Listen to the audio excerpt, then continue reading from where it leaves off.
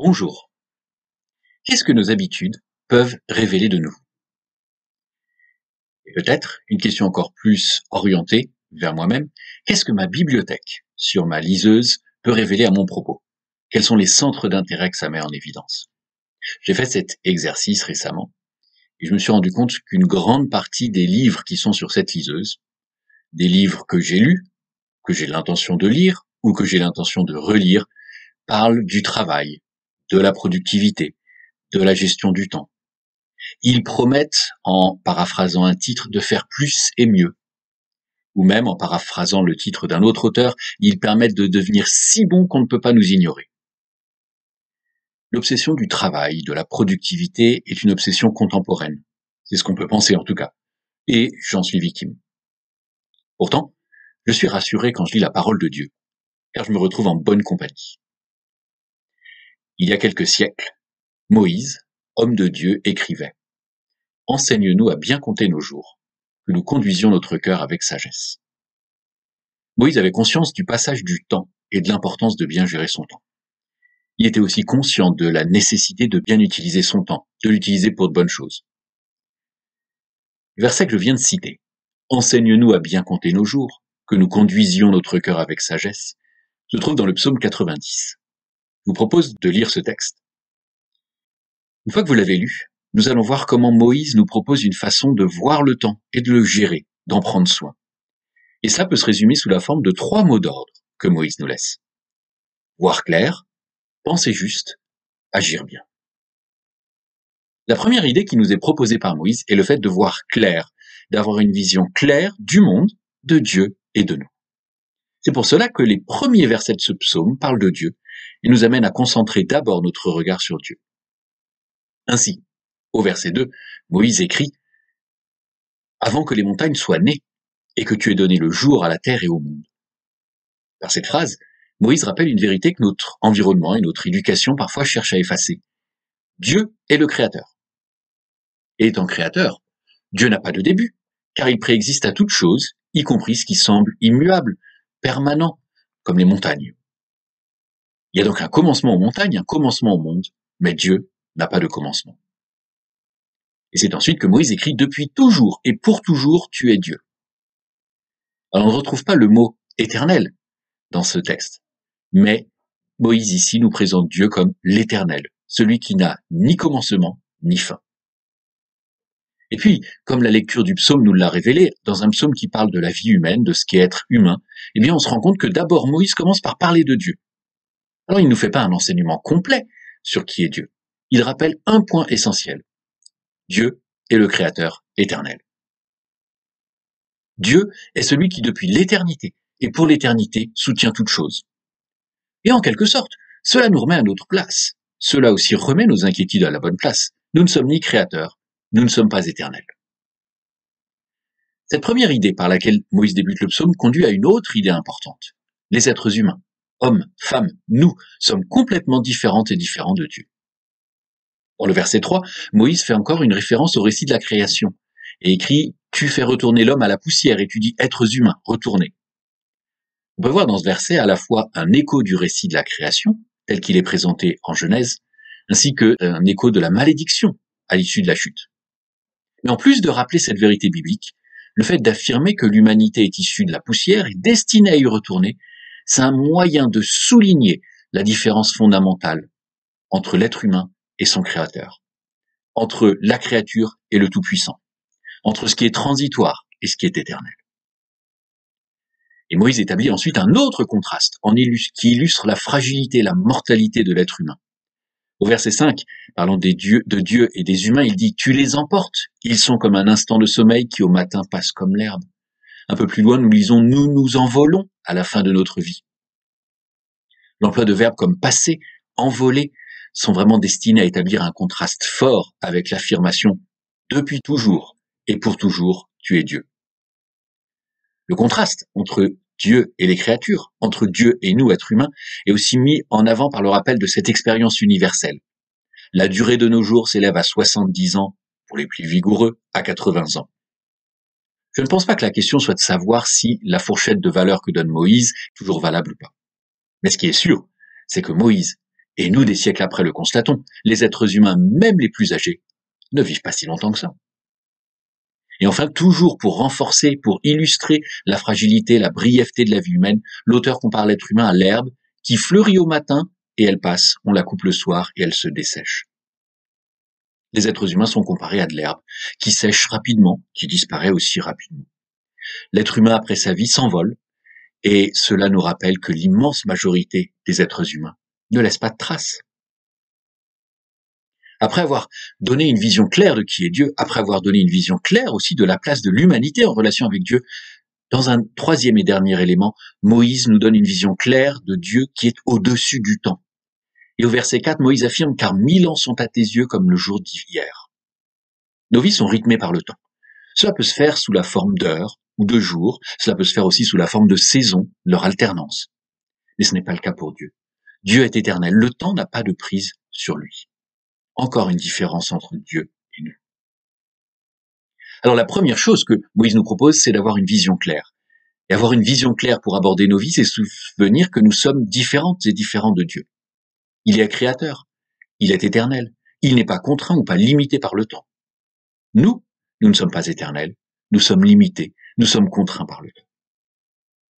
La seconde chose, ensuite, à laquelle Moïse nous invite, c'est de penser juste, c'est-à-dire d'avoir des raisonnements justes basés sur une vision claire de Dieu et du temps. J'ai déjà mentionné l'intérêt particulier que j'ai pour le verset 12. Ce verset qui nous dit « Enseigne-nous à bien compter nos jours, que nous conduisions notre cœur avec sagesse ». Si j'ai d'abord insisté sur la première partie de ce verset, « Enseigne-nous à bien compter nos jours », la seconde partie est très importante. Une fois que l'on a conscience de notre fragilité, de la brièveté du temps, alors les priorités doivent changer. Et c'est ce que cette deuxième partie du verset 12 dit, « Que nous conduisions notre cœur avec sagesse ». Remarquons que Moïse ne dit pas « Enseigne-nous à bien compter nos jours pour que nous maximisions nos revenus ». Ou encore Moïse ne dit pas « Enseigne-nous à bien compter nos jours pour que nous nous éclations le plus possible ». Moïse dit « Enseigne-nous à bien compter nos jours, que nous conduisions notre cœur avec sagesse ». La priorité, selon Moïse, c'est la sagesse, qu'il exprime aussi par la notion de crainte de Dieu. Quelqu'un disait récemment « La crainte de Dieu, ce n'est pas avoir peur de Dieu, mais plutôt avoir peur de ne pas plaire à Dieu ». Alors plaire à Dieu, c'est conduire notre cœur avec sagesse, pour lui plaire. Ça, c'est ce qu'on trouve dans l'Ancien Testament, dans les psaumes par exemple. Mais dans le Nouveau Testament, on retrouve un élément similaire, avec des mots différents. Par exemple, dans le Sermon sur la montagne, très clairement, Jésus affirme que la priorité de ses disciples, c'est le royaume de Dieu. C'est ce pourquoi ils sont invités à prier en Matthieu chapitre 6. Notre Père qui est dans les cieux, que ton nom soit reconnu pour sacré, que ton règne vienne, que ta volonté advienne sur la terre comme au ciel. Dans le même chapitre, en Matthieu 6, mais au verset 33, là encore, cette priorité de chercher le royaume de Dieu, le règne de Dieu est affirmée. Jésus dit à ses disciples, « Cherchez d'abord le règne de Dieu et sa justice, et tout cela vous sera donné par surcroît. » Ce pourquoi les disciples de Jésus vivent, c'est la venue du règne de Dieu. La priorité des disciples, des croyantes et des croyants, c'est la venue du royaume du Dieu.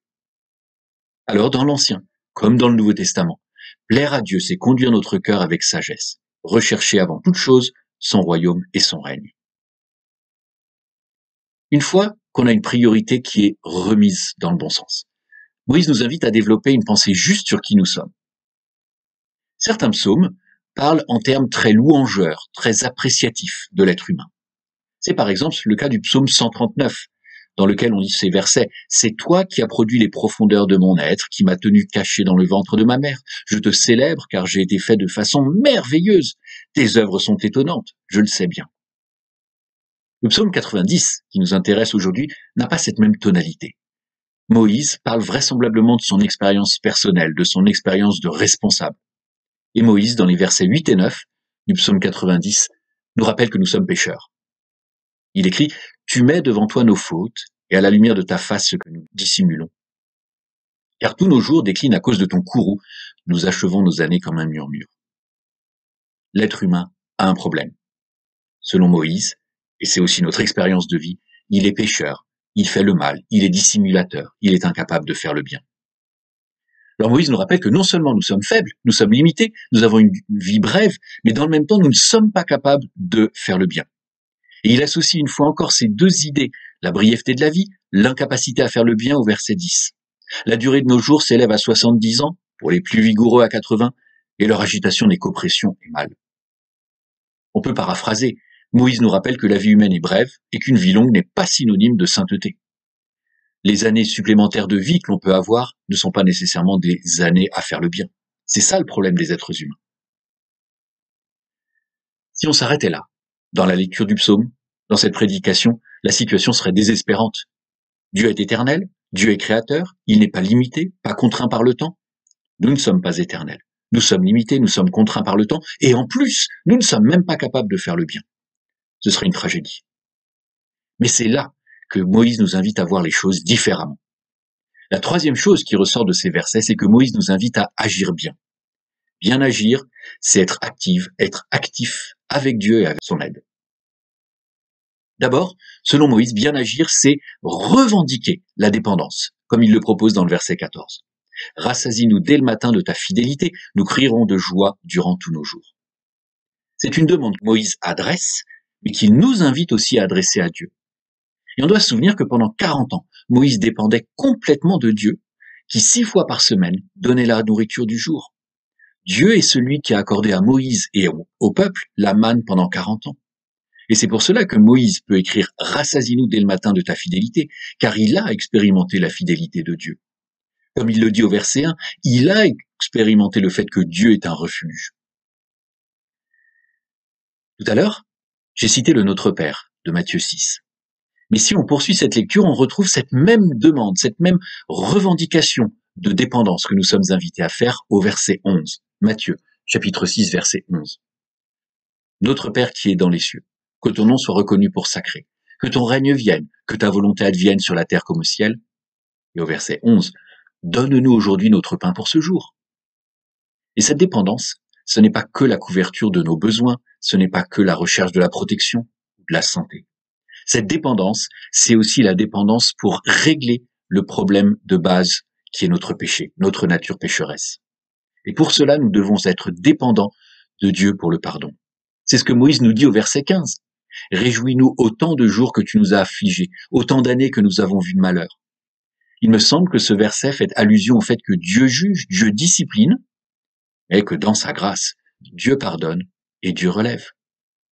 Nous ne devons donc pas nous laisser abattre, nous laisser décourager, mais plutôt, nous devons vivre dans l'expérience chaque jour que Dieu pardonne, Dieu assiste, Dieu donne, Dieu pourvoit. En plus de revendiquer la dépendance, Moïse nous encourage à être sensible, à être attentive à l'action de Dieu.